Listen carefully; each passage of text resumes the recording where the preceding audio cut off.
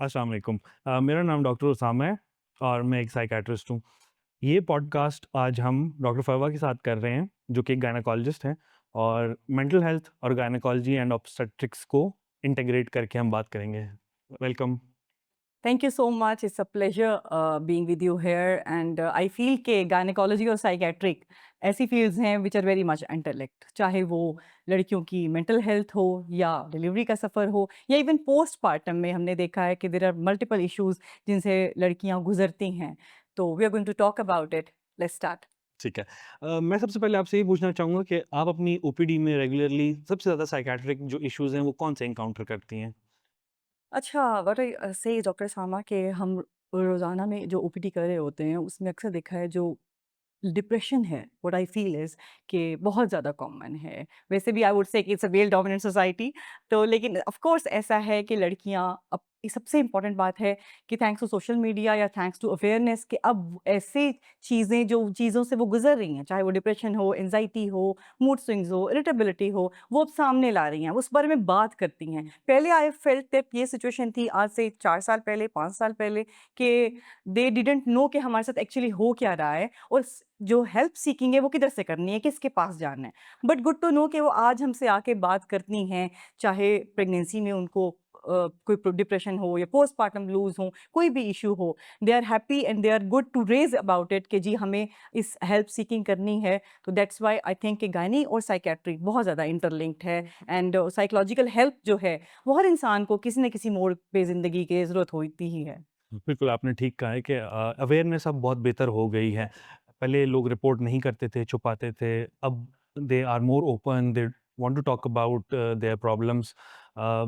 जो young females हैं, जो कि प्यूबर्टी हिट करती हैं और फिर उसके बाद एक अनसर्टेन टेरिटरी में वो चल रही होती हैं। तो बहुत सारी ख़वातीन का और लड़कियों का ये प्रॉब्लम होता है कि उनको पीरियड से पहले जो कुछ दिन होते हैं, उसमें बहुत ज़्यादा उनके मूड स्विंग्स होते हैं, बहुत ज़्यादा उनको गुस्सा आ रहा होता है, बहुत ज़्यादा बिहेवियरल प्रॉब्लम्स होते हैं। तो बहुत सारे लोग बड़े कैजुअली कह देते हैं कि जी, ये तो बाइपोलर है। तो उस इस सारे को आप कैसे एक्सप्लेन करती हैं एज़ अ हार्मोनल टर्म्स में, या जो गायनेकोलॉजिकल टर्म्स में हम कैसे इसको एक्सप्लेन करेंगे? अच्छा, ऐसा होता है कि देखिए प्यूबर्टी या एडोलेसेंस आना ये एक लड़की की ज़िंदगी का बहुत बड़ा चेंज है। औरत मुख्तलिफ चेंजेस से गुज़रती है, चाहे वो प्यूबर्टी हो, प्यूबर्टी रिप्रोडक्टिव सफ़र हो या फिर मेनोपॉज़ल सफ़र हो। हर दफ़ा ये एक मैं अक्सर कोट करती हूँ कि ये जो हमारे हार्मोन्स हैं उनकी रोलर कोस्टर राइड स्टार्ट हो जाती है।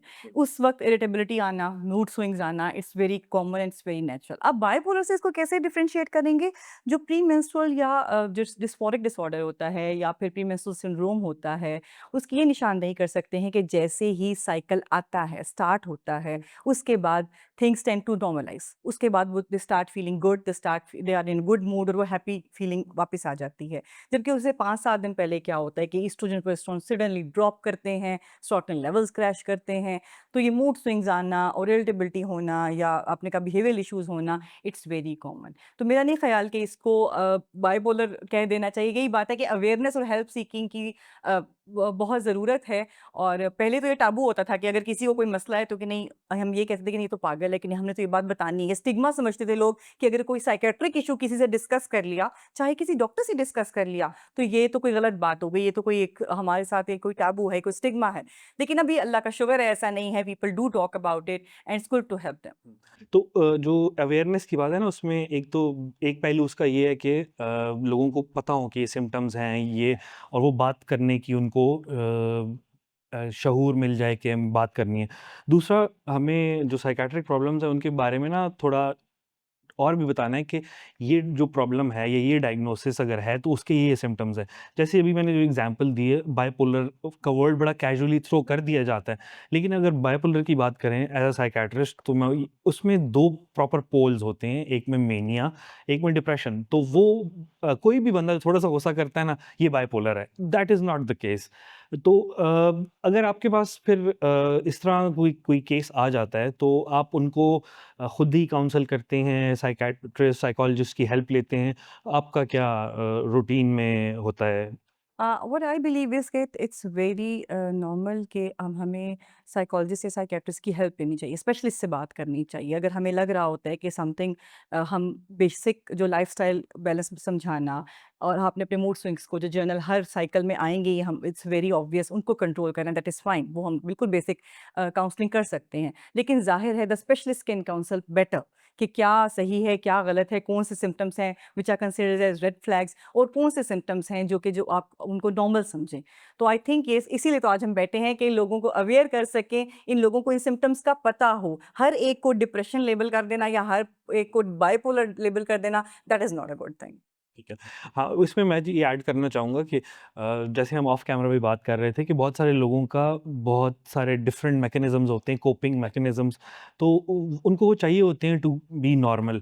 तो हमें उसको नॉर्मलाइज़ करना चाहिए कि अगर कोई थोड़ा-सा डिफरेंट है और वो अपनी आप को स्टेबलाइज़ करने के लिए कुछ कर रहा है, तो बहुत सारे टाइम पे सिर्फ़ वो बातचीत करने से थोड़ा-सा एक लिसनिंग ईयर देने से भी लोग जो हैं वो बेहतर हो जाते हैं। है। ज़रूरी नहीं है कि उनको दवाई देनी है या उनको प्रॉपर एक ट्रीटमेंट प्रोसेस से जाना है। तो उसमें भी फिर ये है कि लोग काफ़ी बेहतर फ़ील करते हैं। अच्छा, प्रेगनेंसी में भी काफ़ी प्रॉब्लम्स आते हैं।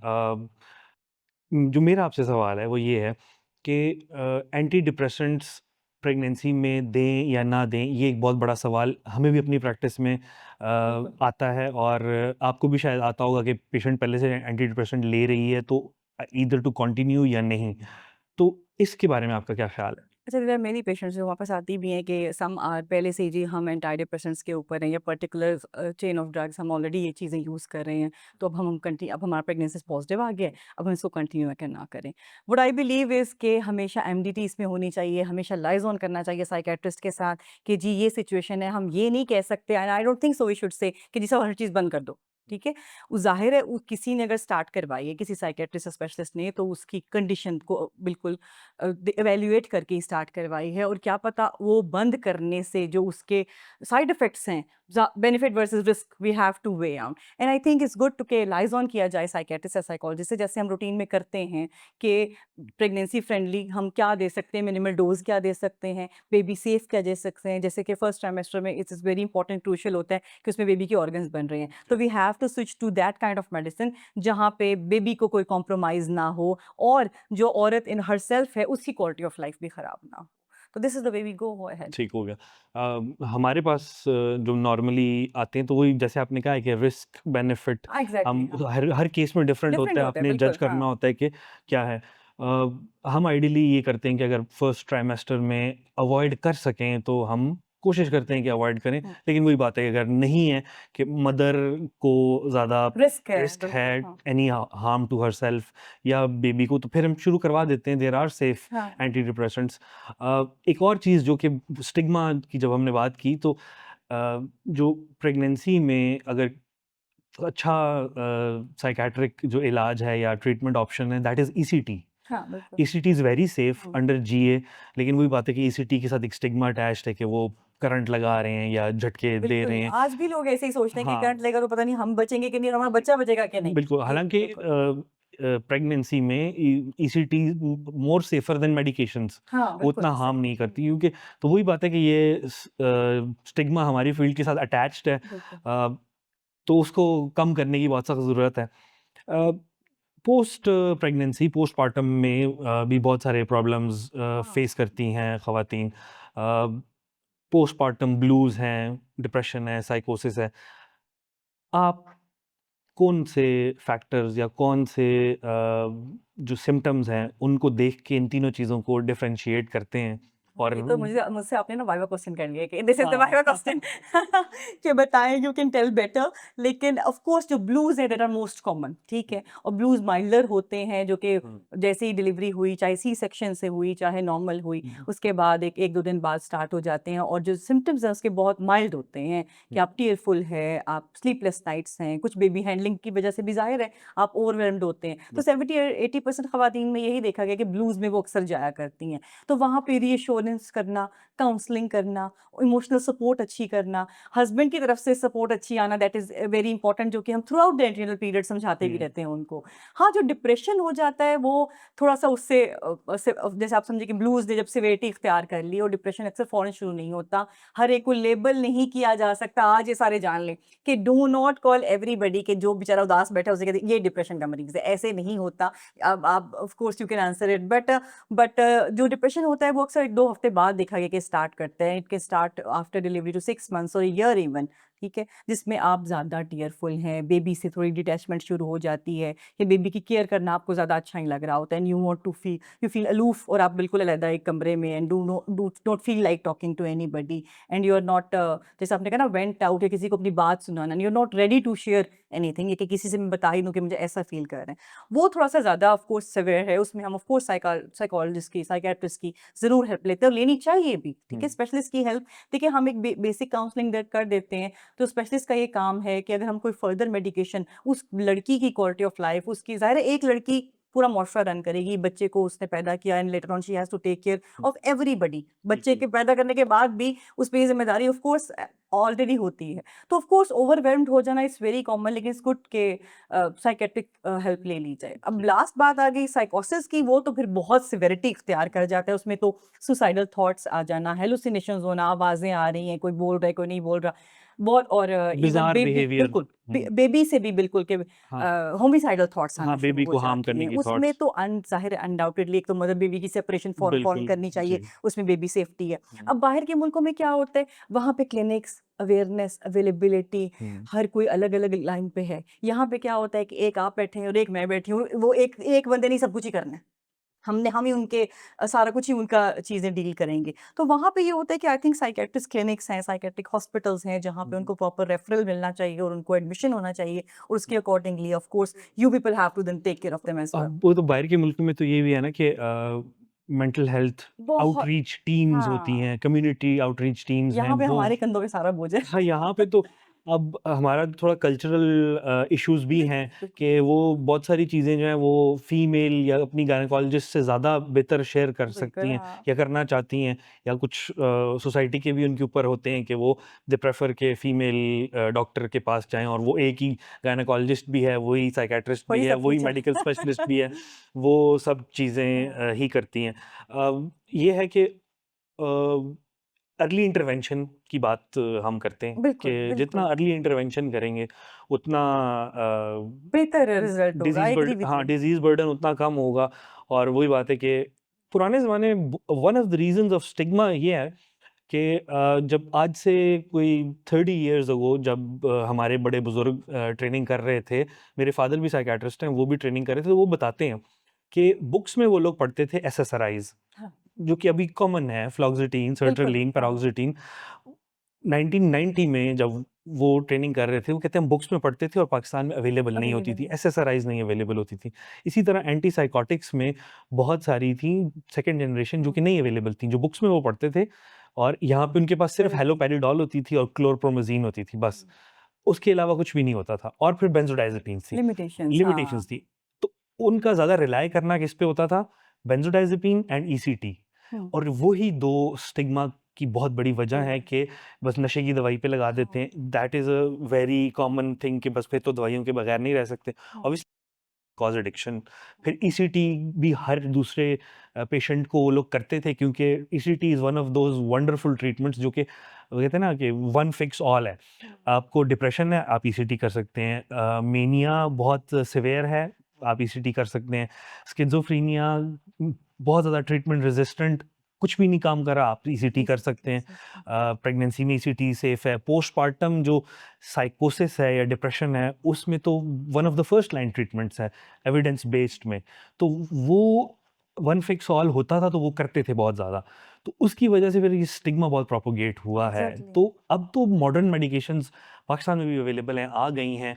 अब तो हमें भी इतनी ज़्यादा यूज़ करने की यूज़ है। ज़रूरत नहीं होती, जो हम ज़्यादातर नए वाले साइकियाट्रिस्ट जो ट्रेन होके आ रहे हैं, वो 2 वीक से ज़्यादा नहीं देते हैं। तो ये चीज़ लोगों को पता नहीं है अब, वो पुरानी जो बातें जो हैं चल वो रही चल रही हैं। एक बात मैं ऐड करना चाहूँगी कि आप लोग फर्स्ट टाइम क्या लेते हैं? यानी कि जो सीबीटी है, आप कॉग्निटिव बिहेवियरल थेरेपी है, मतलब आप how do you rate it? मतलब उसको कैसे लेकर चलते हैं? And what will be your first line? For example चलें आई कोट एन एग्जांपल, एक पेशेंट है एंड आई एम थिंकिंग कि she is a patient of depression and postpartum उसको डिप्रेशन है। तो what will be your first line, second line, third line? What how will ठीक है। गो? अच्छा, जो सिवियरिटी है डिप्रेशन की, उसकी बेस पे हमने ट्रीटमेंट डिसाइड करनी है। ठीक है, बिल्कुल। जो माइल्ड टू मॉडरेट केसेज़ हैं, उसमें CBT is the first line, हाँ, और CBT is the most evidence based psychological बिल्कुल ऐसा ही है, ट्रीटमेंट बिल्कुल अवेलेबल। ऐसा ही है। हुँ, उसपे बहुत काम हुआ है और बहुत अच्छा काम करती है। तो ठीक है। माइल्ड टू मॉडरेट केसेज़ में से CBT alone can do work it out. Wonders. हाँ, हाँ, ठीक है। प्रॉब्लम ये है कि सीबीटी करने वाले लोग भी अच्छे ट्रेन्ड होने चाहिए, हाँ, क्योंकि एनीथिंग वी से वो अगले पेशेंट के बिहेवियर और उसके मेंटल हेल्थ पे असर डाल डिप्रेशन सकता है। अंदाज़ा कर तो सकता है। Hmm. People who are trained in CBT वो अच्छी होनी चाहिए, तो बहुत अच्छा काम करती है। How many sessions you might need? For हाँ, example, mild to moderate है, तो what do you think कि वैसे तो individually of course tailor हाँ, out करना पड़ेगा, हाँ, vary करेगा, एवरी लेकिन on patient average how many sessions do you carry out? 6 to 8, 10 भी हो जाते हैं, हुँ, इसी रेंज में रहते हैं। ठीक है। और वही बात है कि इंडिविजुअल के साथ आपने टेलर करना है। किसी बिल्कुल, को हाँ, कम ये में भी तो है। बेहतर हो जाते हैं, उनको आप होमवर्क देते हैं, आप उनको सिखा देते हैं चीज़ें, वो उसको फ़ॉलो करते हैं, बहुत अच्छा रिस्पॉन्स है। Then you tell them to keep practicing at home, और जिसको ज़्यादा ज़रूरत हो उसको ज़्यादा भी कर देते हैं। फिर अगर थोड़ा मॉडरेट टू सिवियर में आप जाते हैं, तो हुँ, फिर आप सीबीटी प्लस एसएसआरआईज़ हमारी चॉइस होती है। हुँ, और अगर बहुत सिवियर है, तो फिर सिवियर में हम पहले एसेसराइज़ की तरफ जाएँगे, थोड़ा स्टेबलाइज़ हो जाए, फिर हम सीबीटी स्टार्ट कर देते हैं। और अगर ठीक है। बहुत ही सिवियर है कि हम सुसाइड रिस्क है, तो फिर तो हम सिवियर में डायरेक्ट ईसीटी पे भी चले जाते हैं। अच्छा, ठीक है। और अब तो कहते हैं बहुत जो सिवियर या ट्रीटमेंट रेजिस्टेंट डिप्रेशन है, उसके लिए केटामीन ट्रीटमेंट भी आ गई है, आईवी इन्फ्यूजन से हम अच्छा, लगाते हैं। अच्छा। तो that is a breakthrough treatment और works wonders, in within hours आपके डिप्रेशन के सिम्पटम्स बेहतर हो जाते चलिए, हैं। गुड टू नो हाँ दैट। जी। तो अब बहुत ऑप्शंस हमारे पास हाँ, अवेलेबल बिल्कुल सारे हैं। साइंस जैसे हाँ जी। रिसर्चेज़ हैं, एडवांस कर रही है जी, और लोगों को पता होना चाहिए कि ये ऑप्शंस आपके पास हैं। बिल्कुल। आप चुप करके डिप्रेशन में या अपने आप को क्वालिटी ऑफ लाइफ खराब करके ना बैठे रहें। हुँ। सीक हेल्प, जाएँ आप बताएँ अपने सिम्पटम्स डॉक्टर को बताएँ, जो भी आपका स्पेशलिस्ट है बताएँ। The that specialist person can refer to the main specialist कि जी ये इश्यू है, हाउ टू रिज़ॉल्व दैट। तो मैं एक चीज़ और ऐड करना चाहूँगा, वो ये कि सिर्फ़ एसएसआरआईज़ नहीं है, एसएनआरआई भी हैं। बिल्कुल। ये 2 ग्रुप्स तो सबको पता है कि ये हैं। उसके अलावा अभी एंटी डिप्रेसेंट्स में भी बहुत सारी आ गई हैं, जिसमें एनडीएमए रिसेप्टर मॉड्यूलेटर्स हैं, सेरोटोनिन के रिसेप्टर मॉड्यूलेटर्स हैं। तो अभी ऑप्शंस, देयर आर अ हाँ। लॉट ऑफ ऑप्शंस, जो कि वो मेनस्ट्रीम में इतना वो पता नहीं है। तो और वो जो ये जो नई क्लास ऑफ ड्रग्स हैं, ये बहुत क्विक एक्टिंग हैं और बहुत अच्छा काम करती हैं। अच्छा, एक सवाल और मुझे याद आया, सॉरी। एक सवाल वो ये है कि आप अक्सर देखा है कि पेशेंट्स किसी के पास से आ रही हैं, पेपर उनका है, जी हमें फलाँ डॉक्टर ने ये एसएसआरआई एडवाइस कर दिया। That doctor was not a psychologist और अ साइकियाट्रिस्ट कि जी वो उसको स्पेशलाइज़्ड है इस चीज़ को कि वो लिख सकता है ये। तो ये मैंने ये देखा, ये प्रैक्टिस कॉमन हो गई। अब जैसे आपने कहा एसएसआरआईज़ का नाम सबको पता है, उसकी डोज़ भी सबको पता है। तो do you think it's fine कि एक गायनेकोलॉजिस्ट फॉर एग्जांपल या कोई और भी एसएसआरआई लिख दे बगैर इवैल्यूएट किए कि जी what was the level of depression और व्हाट वाज़ द लेवल कि जी इसका सीबीटी से भी काम चल सकता था या इसका ईसीटी से काम चलना था और आपने एसएसआरआई बेसलाइन पे स्टार्ट करा दिए। तो इज़ इट सेफ इनफ? देखिए, वैसे तो SSRIs are one of the safest हाँ, मेडिकेशंस, प्रेगनेंसी में भी सेफ हैं, सर्ट्रालिन है, फ्लॉक्सेटिन है। ठीक है। लेकिन वही बात है, जिसका काम उसी को उसी सा को साथ है, हाँ, बिल्कुल, हाँ। अब प्रैक्टिस तो ये बहुत हो रही है, आपके gastroenterologist SSRIs, I have seen that, तभी आई ब्रॉट इट अप। हाँ, मेडिकल स्पेशलिस्ट, इवन आपके ऑर्थोपेडिक सर्जन्स, वो भी लिख प्रिस्क्राइब रहे हैं, कर रहे हैं। बिल्कुल लिख रहे हैं। लिखने को देखिए, कोई ऐसी कानूनी शिक तो मौजूद नहीं है कि जी एसएसआरआई लिखने से हम उनको रोक सकें। रोक तो नहीं सकते, वो लाइसेंस्ड डॉक्टर्स हैं, उन्होंने स्पेशलाइज़ भी किया हुआ है, वो लिख सकते हैं। लेकिन वही बात है ना कि एथिकली इज़ इट बेटर या नहीं? वो बेहतर यही है कि आप जिसका काम है उसको रेफ़र करें।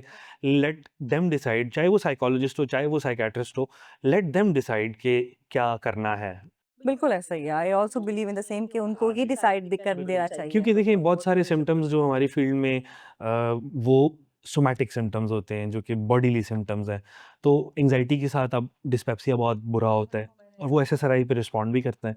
तो वो रिजल्ट तो प्रोड्यूस करते हैं लेकिन बस देनी चाहिए शेडी जल्दी। एरिया में चला जाता है ना। हाँ जी। हाँ, बिल्कुल ऐसा तो ही है। पीसीओएस की बात करते हैं हम। आपके पास तो बहुत ज़्यादा केसेस आते होंगे। How severe is the mental stress in PCOS? PCOS is one of my favourite topics. पूछे क्यों? क्यों? Reason is very common, very very common. जिस तरह का हमारे सेडेंटरी लाइफस्टाइल्स हैं, अब जो पॉलीसिस्टिक ओवेरियन सिंड्रोम है, बल्कि इसका नया नाम आ गया है कि poly endocrine metabolic ovarian syndrome, जिसको पीमोस कहते हैं, इसका नाम चेंज हो गया। ठीक है। ठीक है। अब लोग समझते हैं कि अच्छा, अगर अल्ट्रासाउंड पे नजर आएगा कि अंडे में थैलियां पानी की, बस हमें पीसीओएस हो गया। एक्चुअली ऐसा नहीं है। पीसीओएस को डायग्नोज करने के काफ़ी सारे क्राइटेरियाज हैं जो कि अगर फॉलो होंगे तभी हम कह सकते हैं। अब जो बच्चियां हैं यंग, अगर उनका वेट गेन हो रहा है, वेट लॉस नहीं हो रहा, फिर body shaming, very very common. Hmm. ठीक है। इसके अलावा एक्नी होना, ऑयली फेस होना, मेल जो हार्मोन्स होते हैं, एंड्रोजन्स जो सिक्रीट होते हैं, तो उससे जो मेल पैटर्न बाल्डनेस शुरू हो जाना, मल्टीपल चीज़ें लड़कियां फेस, हिर्सुटिज़्म। बिल्कुल मल्टीपल चीज़ें लड़कियां फेस करती हैं। और it's I think it's not only gynaecological issue, I won't say, ठीक है, हुँ। कॉस्मेटिक भी, गायनेकोलॉजिकल भी, साइकोलॉजिकल। मेटाबॉलिक। बिल्कुल, हुँ, एग्ज़ैक्टली, सब बिल्कुल ऐसा चीज़ें, ही है, ठीक है। बिल्कुल। अब उसको मैं कहूँ कि सारा कुछ बस मैं ऐसा करूँगी कि जी दवाइयाँ 4 लिखीं, हुँ। साइकिल रेगुलर किया। अब साइकिल रेगुलर करना गायनेकोलॉजिस्ट का मेरा ख़्याल है बाएँ हाथ का खेल है, वो 4 दवाइयाँ देगी, साइकिल रुक जाएगा, हुँ। 2 दवाइयाँ देगी, साइकिल आ जाएगा, ठीक है, शी कैन डू दैट। हुँ। अब I what I believe is कि पीसीओज़ में इनको बहुत ज़्यादा इमोशनल सपोर्ट चाहिए होती है। इसके अलावा काउंसलिंग, प्रॉपर काउंसलिंग चाहिए होती है, क्योंकि हुँ। ये बच्चियाँ एक तो प्यूबर्टी से एक नए एडोलसेंस में नया-नया आई होती हैं, ठीक बिल्कुल। है? उसके बाद जो इश्यूज़ मेन ये फेस करती हैं कि लोग इनको, अच्छा अभी तक वेट कम नहीं हुआ आपका, अभी तक ऐसे ही हैं, अच्छा घर वाले, बाहर वाले तो क्या कहेंगे, घर वाले उनके अपने, कोई बड़ी बहन, कोई सिबलिंग को माएँ हाँ जी। अक्सर कि तुम मोटी हो, तुम ठीक नहीं हो रही, ये बाकी बहनें तुम्हारी देखो कैसी हैं और तुम कैसी हो, तुम जंक बंद करो, तुम ये बंद करो। मेरा ख़्याल है इनको अच्छे प्रॉपर काउंसलिंग सेशंस की ज़रूरत होती है, और आई हैव सीन दैट कि जब हम उनको प्रॉपर साइकोलॉजिकल काउंसलिंग के लिए बनाएँ और खुद हमारे पास इतना टाइम हो, हम उनके खुद भी उनके साथ काउंसलिंग करें, हुँ। तो उनकी डिज़ीज़ में ना सिर्फ फ़र्क पड़ता है, बल्कि ओवरऑल अपीयरेंस में, क्वालिटी ऑफ लाइफ में, एंड वो they start feeling better about themselves, ठीक है? तो मुझे ऐसा लगता है कि हमारे, ये वही वाली बात है कि हमारे कंधों पे बोझ है कि हमें यहाँ से सेग्रीगेशन की ज़रूरत है कि जी किस-किस को हम खुद ही सँभाल लेंगे, हुँ। किस-किस को आपके हवाले करना है, ठीक है। और किस-किस को कहाँ किधर-किधर के रेफ़र करना है। तो ज़ाहिर है लड़कियाँ, आपको पता है, कोई नॉन गायनेकोलॉजिकल इश्यू भी हो, एक ट्रेट बना हुआ है कि जी कोई भी लड़की को किसी भी किस्म का इश्यू है, उसने गायनेकोलॉजिस्ट के पास ही जाना लेडी डॉक्टर के पास है, जाना लेडी है। डॉक्टर के पास जाना है। अब वो जो हो सकता है उसको कोई इवन पिंपल निकला हुआ हो तो भी वो हमारे पास आएगी, ठीक हुँ। है। कोई वैसे प्रेगनेंसी पीएमएस का इश्यू है तो वैसे ही वो हमारे पास आएगी। हुँ। कोई हेयर ज़्यादा ग्रोथ हो तो भी वो हमारे पास आएगी, ठीक है। तो मेरा ख़्याल है ये हमारा ज़्यादा रिस्पॉन्सिबिलिटी बन जाती है कि हम उसको सेग्रीगेट करें, और पीसीओएस में लड़कियाँ बहुत ज़्यादा जो है फ्रेजाइल, मूड उनका मूड लेबिलिटी काफ़ी ज़्यादा हुँ। होती है। बहुत ज़्यादा इसका जो साइकोलॉजिकल बर्डन है बहुत ज़्यादा है। बहुत ज़्यादा। और there I have seen cases जो कि बहुत ज़्यादा डिप्रेस होके हुँ। हार्म तक चली जाती हैं टू सेल्फ। सेल्फ हार्म, ठीक है, बिल्कुल। तो वो वही बात है, अर्ली इंटरवेंशन उसमें बहुत ज़रूरी है। और आप लोगों का ये बहुत इम्पोर्टेंट रोल है कि वो आप उन लोगों को हाँ, अच्छे से सेग्रीगेशन करना, उनको ऐसे सेग्रीगेशन, काउंसल उनको करना। ठीक हुँ। रास्ता दिखाना।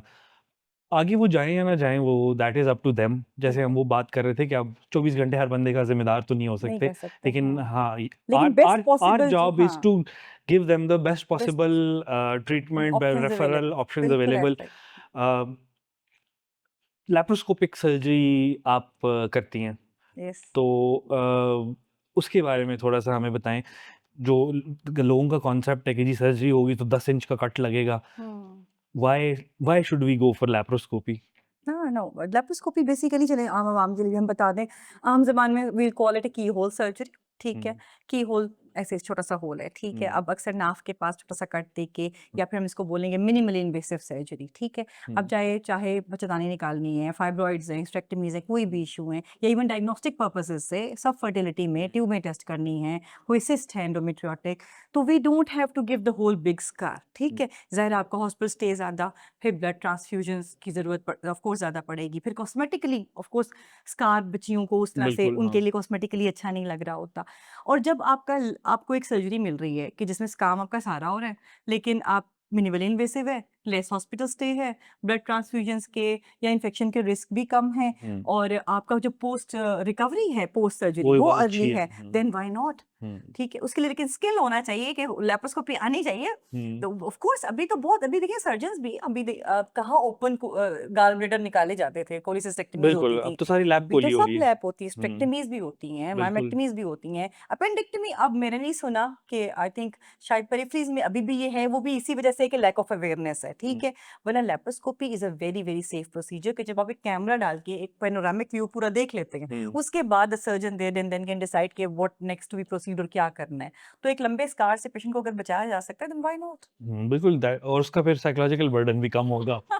एग्ज़ैक्टली एग्ज़ैक्टली ऐसा भी है, आपने हर चीज़ में वो बिल्कुल देखना ऐसे है। ही, हाँ, बिल्कुल तो ऐसे ही, उससे हाँ। ये उसका फिर ये आपके फ़ायदा पास हमें कम रेफ़रल हमारे करना पास पड़ेगा। कम रेफ़रल करना पड़ेगा। अच्छा, इसमें और जो आप साइकोलॉजिकल प्रॉब्लम, साइकियाट्रिक प्रॉब्लम्स जो अपनी ओपीडी या प्रैक्टिस में आप देखती हैं, वो कौन-सा है? जो हमने डिस्कस किया उसके अलावा? उसके अलावा the most important one of the most important I would से कि फर्टिलिटी से रिलेटेड। ठीक है। सब फर्टिलिटी में मैं अक्सर पेशेंट्स को कहती हूँ कि अब आप आ गए हो, अब आपको भी पेशेंस की ज़रूरत है और मुझे भी पेशेंस की ज़रूरत है बिकॉज़ सब फर्टिलिटी एक ऐसी चीज़ है, it is very time taking, hmm, ठीक है? स्ट्रेस्ड आउट हैं आप, बर्डन्ड हैं, बिल्कुल। फिर डायलेमास इसके साथ हैं। जो लड़की है उसको इन-लॉज़ ने तंग किया हुआ है, वो गिल्ट में जा रही है और उस उसकी जो अपनी जो है एक अपने इंफरादियत है, इंडिविजुअलिटी है, हुँ, उसके ऊपर भी काफ़ी ज़्यादा जो है क्वेश्चन किया जाता है क्वेश्चन किया उसको, जाता है हाँ। ये वो सारा। तो मैं तो अक्सर ये सोचती हूँ कि couple counselling I like couple counselling के हुँ, इट्स गुड टू सी जब फर्टिलिटी का इश्यू है तो ज़ाहिर है एक औरत का इश्यू नहीं है, मियाँ-बीवी दोनों का इश्यू है, उन्होंने इसको साथ लेके चलना है। तो आई बिलीव कि कपल काउंसलिंग है ना that is very, very, very important in सब फर्टिलिटी और यहाँ पे भी आप लोग करते हैं couple counsellings? Do you go for it? Have you seen the couples like that? बिल्कुल, हाँ, हम करते हैं और ये it's a very interesting field जिसमें आप दोनों जो पार्टनर्स हैं, हाँ, उनको साथ बिठा के और एक-दूसरे के जो इश्यूज़ दिमाग में जो चल रहे होते हैं, हाँ, वो आप सुनते आहिस्ता-आहिस्ता उनको शेयर करवाते हैं, जो कि वैसे एक-दूसरे से शायद ना डिस्कस कर पा रहे हों, जो कि आपको ज़रूरी है कि उनको एड्रेस किया जाए। और फिर इस तरह अगर फर्टिलिटी वाला एस्पेक्ट है और उसमें आपने करनी है, तो उसमें भी यही है कि दोनों पार्टीज़ को इंडिविजुअली पहले अलग-अलग बिठा हाँ, के उनको एजुकेट करना है, साइको एजुकेट करना बहुत ज़रूरी है। बिल्कुल। फिर उसके बाद उनको साथ बिठा के बात की जा सकती है और जो पूरा प्रोसेस है वो एक्सप्लेन किया जा सकता है। और इसमें वही बात है कि दोनों का कंसेंट ज़रूरी है और बिल्कुल। अब भी आहिस्ता-आहिस्ता बहुत सारे ये लोग आ चीज़ें रहे हैं इस बिल्कुल, तरफ। बिल्कुल शुरू हो रही हैं। हाँ ये जी, अच्छी शुरू बात है क्योंकि देखिए हाँ। फर्टिलिटी में अभी हमें जैसे हमने कहा कि पेशेंस की ज़रूरत है। अब दोनों मियाँ-बीवी आपस में नाराज़ हैं। वो कह रही है कि मेरी सास ने मुझे डाँटा है इसलिए मैंने हुँ, तुमसे बात नहीं करनी। हुँ, अब हम चाह रहे हैं प्रेगनेंसी हो जाए, हम उसकी ट्रीटमेंट्स पे लगे हुए हैं। बिल्कुल। अब जब दोनों एक-दूसरे को इमोशनल सपोर्ट नहीं दे पा रहे, दोनों हुँ, एक-दूसरे से बात नहीं कर पा रहे, जो आपका प्रेज़ेंट इश्यूज़ है सब फर्टिलिटी हुँ, को लेके खुल के एक-दूसरे से डिस्कस नहीं कर पा रहे, hmm, how can we embark on the further treatment? हम कैसे बिल्कुल। जाएँगे? हाँ, वो आप जर्नी पे उसको चल ही लेके नहीं चल सकते। नहीं सकते। वो एक-दूसरे से बिल्कुल, बात नहीं कर रहे तो बिल्कुल नहीं आप चल सकते। हाउ कैन दे हाँ, मुझे लगता प्रोसीड? है इस चीज़ को ज़्यादा हमें लोगों को अवेयर करना चाहिए कि इनको कपल काउंसलिंग देने में कोई शर्म वाली बात बिल्कुल, नहीं है, ऐसे ही है। कोई डायलेमा नहीं है ऐसा कि अब कपल काउंसलिंग नहीं पड़ी, पता नहीं डॉक्टर ने क्या लफ्ज़ बता दिया और क्यों बता हुँ, दिया। It is very, very important कि जब फर्टिलिटी मैंने अक्सर देखा है कि they are not supporting each other well. Hmm, वो मर्द ब्लेम कर रहा है औरत को कि सारी इसकी गलती है। लड़की कह रही है नहीं मेरा तो कसूर ही नहीं, इसी के टेस्ट खराब आए हैं। तो हुँ, वो ब्लेम गेम ब्लेम गेम। चल रही है। हाँ जी, बिल्कुल ऐसा ही है। उसमें एक और मसला ये है ना कि हमारे माशरे में जो लोग हैं, उनको अपनी बाउंड्रीज़ का नहीं पता। हाँ, हाँ।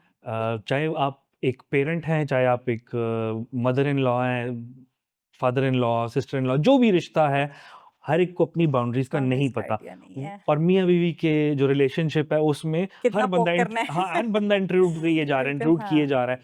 वो जिन 2 लोगों ने बात करनी होती है, उनके अलावा सब बात सब कर रहे बात कर होते रहे हैं। होते हैं। हाँ, तो बिल्कुल ये एक ऐसे बहुत बड़ा करेक्ट, प्रॉब्लम है बिल्कुल, कि तो वो उससे फिर मसाइल बढ़ते हैं। बिल्कुल तो ऐसे ही वही है, बात है कि बिल्कुल। हमारा काम फिर आ जाता है कि दोनों को बिठा के अगर वो बात राज़ी करानी, हो और जाए वही तो। बात है, अगर वो राज़ी हो जाए और उनके घर वाले भी राज़ी हो जाएँ इस बात पे, तो भी हाँ, यहाँ पे तो बहुत सारी फैमिलीज़, जॉइंट फैमिलीज़ हैं, वो एक फैसला लेना है तो पूरे टब्बर ने फैसला ये लेना है। फैसला लेना है हाँ और जी। फिर वो कहती है, जैसे वो एक मेरी पेशेंट है, वो डिसाइड वो कहती है कि नहीं मेरे ना कहाँ डिलीवरी करानी है, कब करानी है, सिज़ेरियन होगा कि नहीं होगा, नॉर्मल डिलीवरी होगी, ये सब कुछ ना मेरे फादर इन लॉ डिसाइड करेंगे। और she told me all the way, मतलब देखिए वो किस ठीक है, okay fine, we are living in एक ऐसे कंबाइंड फैमिली सिस्टम है, that is a good thing. अगर आपस में रह सकते हैं और आप हाँ। रह रहे हैं और आप खुश-खुश रह रहे हैं, एक-दूसरे को हुँ, तंग नहीं कर रहे, that is a good thing. लेकिन वही वाली बात है कि मियाँ-बीवी की कुछ पर्सनल जो स्पेस है, हुँ, वो मुझे लगता है that always get compromised in hmm. I have seen ये जो ख़ास तौर पे इकट्ठे रह रहे होते हैं फैमिली सिस्टम में।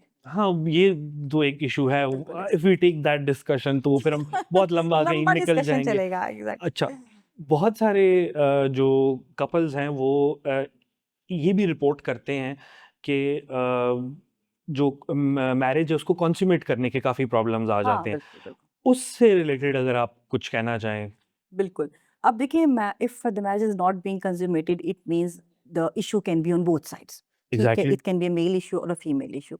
अब अगर मेल के ऑफ कोर्स इश्यूज़ हैं, तो ज़ाहिर है हमें कैसे पता चलेगा? We have to take a detailed history कि मियाँ-बीवी को सामने बिठा के कि what is going good and what is going bad hmm, और क्या इश्यू है।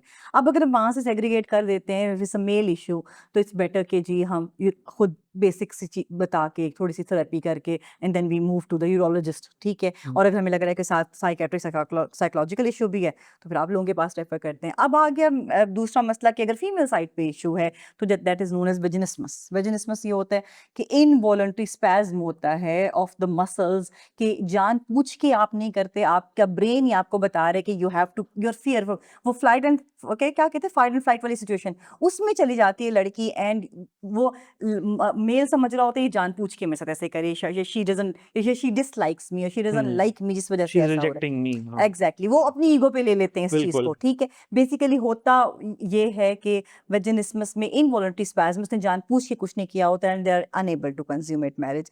मैंने अभी recent I would say year और सो में देखा है कि लड़कियां, शुक्र है, thanks to again social media, कि लड़कियां बात करती हैं, लड़कियां इस बारे में बोलती हैं, वरना आई हैव सीन पीपल के गुजार रहे हैं लाइफ, गुजर रही है ज़िंदगी, बस गुजर रही है and they are not even aware कि मुझे हुआ क्या है और क्या इसका इलाज भी मुमकिन है कि नहीं। जब वो आते हैं हमसे बात करते हैं, then we can tell them कि यस इट इज़ पॉसिबल। उसमें जो वेजिनिस्मस होता है उसमें ज़्यादातर हुँ, बोटॉक्स इंजेक्शंस लगते हैं, लेकिन सिर्फ ये नहीं कि पेशेंट आई और मैंने लगा दिया इंजेक्शन, ऐसे नहीं होता। वो मल्टी टास्किंग उसमें चलेगी, कैसे कि हमें साइकोलॉजिकल थेरेपीज़ भी चाहिए। हमें हुँ, उसी में तरह जैसे अभी बात कर रहे थे हम, कपल काउंसलिंग, वो भी चाहिए, हुँ, ठीक है। उसमें डिसेंसिटाइज़ेशन आप लोगों को ज़्यादा बेहतर पता होगा कि हाइपोसेंसिटाइज़ेशन आपने कैसे करनी है, किस हुँ, तरह से। मल्टीपल चीज़ें जब हम 3-4 स्पेशलाइज़्ड लोग मिलकर उसको डील करते हैं ना, आई have seen a very positive results, very, hmm, very positive results. ठीक है, हमने स्पैरम्स तो खत्म कर दिया एक इंजेक्शन लगा के, हुँ, लेकिन क्या जो साइकोलॉजिकल फ़ियर है या इस चीज़ से जो रिलेशनशिप से डर डर डर है, हुँ। उसको ऑफ कोर्स ख़त्म करने के लिए we have to seek a psychological help with that. अच्छा, ये जो न्यूरोलॉजिकल प्रॉब्लम्स या स्पैज़म्स या बॉडीली सिम्पटम्स की अगर हाँ, हम बात करें, तो स्ट्रेस की वजह से बढ़ जाते हैं। It can produce a variety of bodily symptoms, और वो ऐसे-ऐसे इंटरेस्टिंग सिम्पटम्स जिनको होते हैं, सोमैटिक, जिनको सोमैटिक या हम मुझे आप साइकियाट्री याद है, इसका मतलब है थोड़ी-थोड़ी। हाँ, और मतलब आम ज़ुबान में वो फंक्शनल भी कहते हैं कि ये तो फंक्शनल है, जो फंक्शनल, वार्ड्स में मरीज़ हाँ। आते, तो अब तो ख़ैर वो जो आईसीडी-11 है उसमें भी इसका नाम उन्होंने डिसोसिएटिव डिसऑर्डर पहले होता था, अब उसको उन्होंने चेंज करके कर दिया है कि फंक्शनल न्यूरोलॉजिकल सिम्पटम्स डिसऑर्डर। हुँ, तो अब उसमें बहुत सारे केसेज़ हो सकते हैं, जैसे कुछ लोग जो है उनकी आवाज़ चली जाती है, ठीक है? कुछ लोग वो स्ट्रोक को मिमिक कर रहे होते हैं। अब वो जानबूझ के नहीं कर रहे होते, वो कोई अनकॉन्शियस प्रोसेस है, बिल्कुल, कोई कॉन्फ्लिक्ट है जो कि फिज़िकल सिम्पटम्स में कन्वर्ट हुआ हुआ है। बिल्कुल, तो इसी तरह ये भी एक हो सकता है कि कोई पास्ट ट्रॉमा हो, कोई ऐसा बुरा इवेंट हो, या उसके अलावा भी एक अगर ट्रॉमा नहीं भी है, तो मसला है सेक्स एजुकेशन का। हाँ, बिल्कुल, हमारे माशरे में कोई भी बच्चों को, चाहे वो बच्चा लड़का हो, लड़की हो, सेक्स एजुकेशन नहीं दी बिल्कुल जाती, भी नहीं दी जाती। ठीक है? हुँ, आप जो सोर्स होता है वो या तो इंटरनेट होता है या फिर वो आपके दोस्त या सहेलियाँ वो आपको एजुकेशन दे रही होती हैं। तो उसमें फिर बहुत सारी मिसकंसेप्शंस हैं, बहुत सारे डर, खौफ डर खौफ बिठाया हुआ है और ख़ासकर फिर जितना मैंने देखा है वो ये है कि लड़कियों को ज़्यादा खौफ खौफ होता है, बिल्कुल। होता है और फिर जो मर्द होते हैं उनको वैसे ही वो एक इम्पोर्टेंस हमारे देसी घरानों में ज़्यादा दी जाती है। तो एजुकेशन पे भी बहुत ज़्यादा बात हाँ, करने की ज़रूरत प्री-मैरिटल है। काउंसलिंग्स प्री बिल्कुल मैरिटल बिल्कुल काउंसलिंग होनी बिल्कुल चाहिए, हाँ। प्री मैरिटल से भी पहले वो तो जब शादी का सोचेंगे तो प्री मैरिटल है ना। हाँ, एट प्यूबर्टी या हाँ, प्यूबर्टी से भी पहले अब तो देखिए ना सोशल मीडिया का ज़माना हाँ, है। अवेयरनेस होनी अब तो चाहिए। 8, 9, 10 साल का बच्चा भी फ़ोन यूज़ कर रहा है, सोशल मीडिया यूज़ कर रहा है, उनको बहुत सारी चीज़ें वहाँ से पता चल पता चल रही रही हैं, है। उनके ज़हनों में सवाल आ रहे हैं। बट दे डोंट नो कि पूछना किससे है, हाँ, जवाब कौन देगा? और बच्चे पूछते भी हैं और हम उनको स्नब कर देते हैं। ये कोई ठीक बात नहीं है। हाँ, तो बिल्कुल। उनसे बात करने की बहुत सख्त ज़रूरत है। अब देखिए मैं आपको अपनी एग्ज़ाम्पल देता हूँ कि मैं जब I guess I was in FSC या मेडिकल कॉलेज में तो मेरे वालिद साहब ने मुझे एक बुक दी थी, ठीक है? जिसमें ये सब चीज़ें उर्दू में एक्सप्लेन हुई हुई थी, ठीक है? ठीक है। अब I think that was too late क्योंकि आपको उससे पहले इतनी मिस इन्फॉर्मेशन मिल चुकी होती है हाँ, कि 8-9th क्लास में इर्द-गिर्द सब यही बात कर रहे होते हैं, मतलब बिल्कुल। खुल के बात करनी हाँ, चाहिए हमें। बिल्कुल, तो हाँ। हम तो ऑल बॉयज़ उसमें थे, तो वहाँ पे तो सारे यही बात कर रहे होते थे।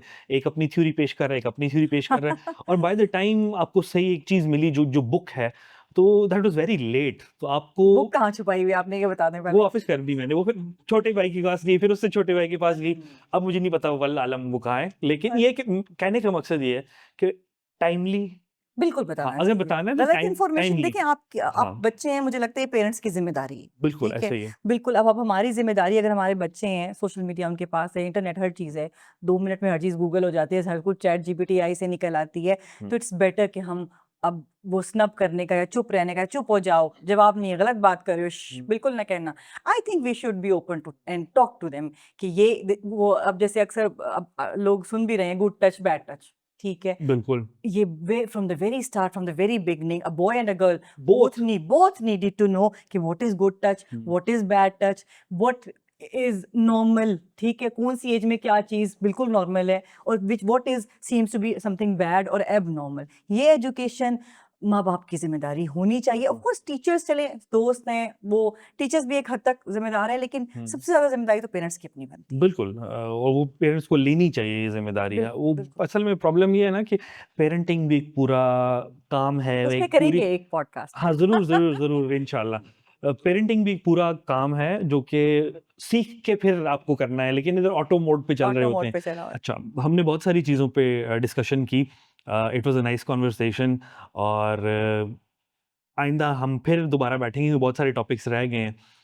आप क्या कहना चाहेंगी? बिल्कुल, I would love to come and will love to discuss things. बहुत सारी चीज़ें हैं, अभी हमने जैसे कहा पेरेंटिंग पे मल्टीपल हुँ, चीज़ें हैं जो कि डिस्कस की जा सकती हैं और आज मुझे बड़ा मज़ा आया क्योंकि साइकियाट्री या साइकोलॉजिकल जो इश्यूज़ हैं इन अ वुमन, ठीक है? आई आई सी एवरी डे। हुँ, तो it was good and I hope कि हमारे इस पॉडकास्ट से लोगों को फ़ायदा होगा, लोग ये सुनेंगे, उसको समझेंगे कि how to differentiate and how to seek help and how to segregate various issues जो भी वो अपनी लाइफ में फेस कर रहे हैं। It was lovely talking with you. Likewise तो हम इस क्लोज़ करते हैं इस मैसेज के साथ कि अगर आपको कोई प्रॉब्लम है, चाहे वो गायनेकोलॉजिकल प्रॉब्लम है, चाहे वो साइकोलॉजिकल प्रॉब्लम है, बात करें, दरवाज़ा खुला है।